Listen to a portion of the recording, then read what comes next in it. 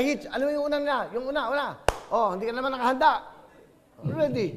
Oh, kamukha mo, isa kang ama sa mga tatay, no? Ikaw ang gumawa ng kanta? Opo. Ang title nito ay? Lagi. Ano ibig sabihin nun? Bakit lagi? Parang gusto ko kasi yung baby kong umingiti siya palagi. Yun yung bumubuo ng araw ko eh. So, pag gusto ko, sinasabi, ngiti ka lang palagi para kung anumang stress ni daddy, ganun. Palagi akong nabubuo yung araw ko. Palagi akong masaya. Nakita ko yung ano mo, YouTube mo, saka yung baby mo, yung wife mo, napakasimple. Kinokolong-kolong mo yung anak mo, di ba? Sino nabigay siya ng inspirasyon to do that song? Siya po actually. Siya. Yung anak mo Talaga. mismo? Ano pa, buntis pa lang yung partner ko, si Seb. Talagang naisip ko na siya, yung kanta na yon. Gawa ako ng kanta para dun sa baby. Tapos, hinayaan ko lang yung feelings ko kung ano yung masusulat kong kanta. At ayun yung naging kinabuuan. Sana mo, even yung mga bata, kahit sa, naging paborito tong kantan to eh. Di ba? Patinig ka ulit, di ba?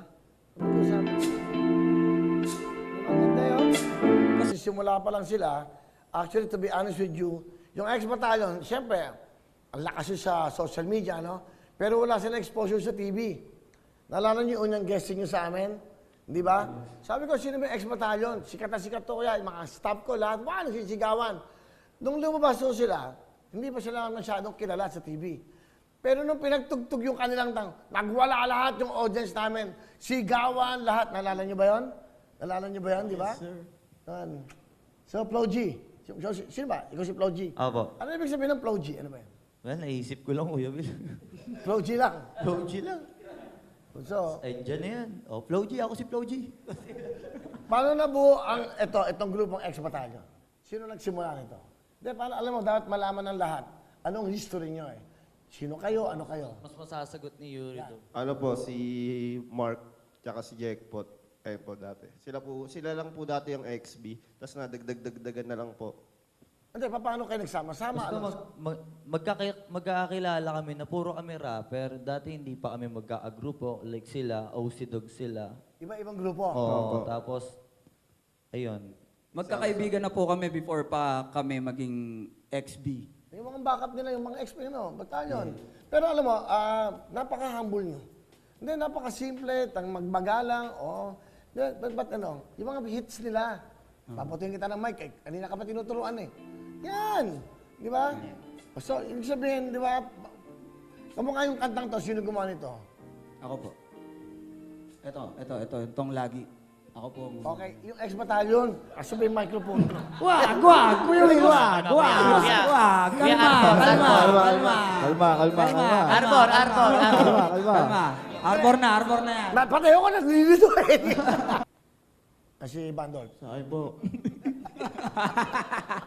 Ay mo, marami po. Bulat di.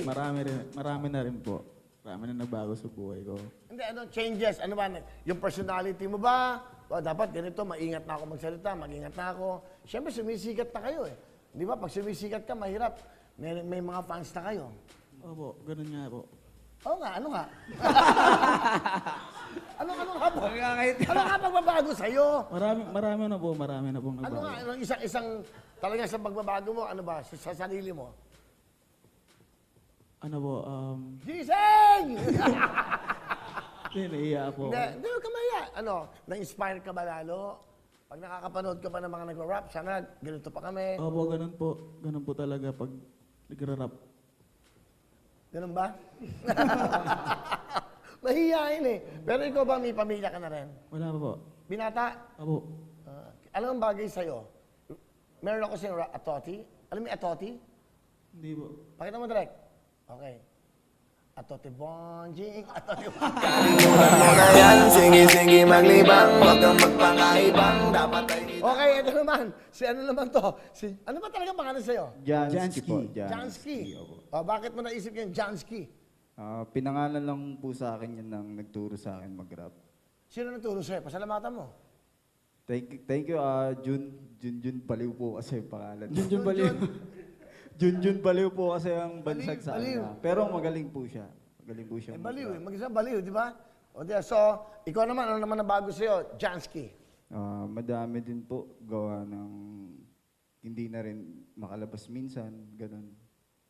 Dahil kasi Bakit? may mga tao po kasing bigla na lang akong babatiin, magugulat ako kahit, uy, sikat ka na. Ganun po. Hindi naman po nangyayari yun dati. So, nagbago. Nagbago Kumbaga, po siya. public property na kayo. Opo. Di ba? Hindi na katulad dati, pwede ka Pwedeng lumabas, pwedeng pumunta kahit saan. Kasi may Facebook ka, di ba? Opo. Ngayon limitado na. Ayaw mo ba kami bigyan ng background? Hindi, yung konti lang. Kasi lumulungkot kami. Interview. Lagyan mo na yung music nila. Ex-battalion ba yan? Yes po. Yes. Opo. Eto. Okay, so, eto. Meron kayong concert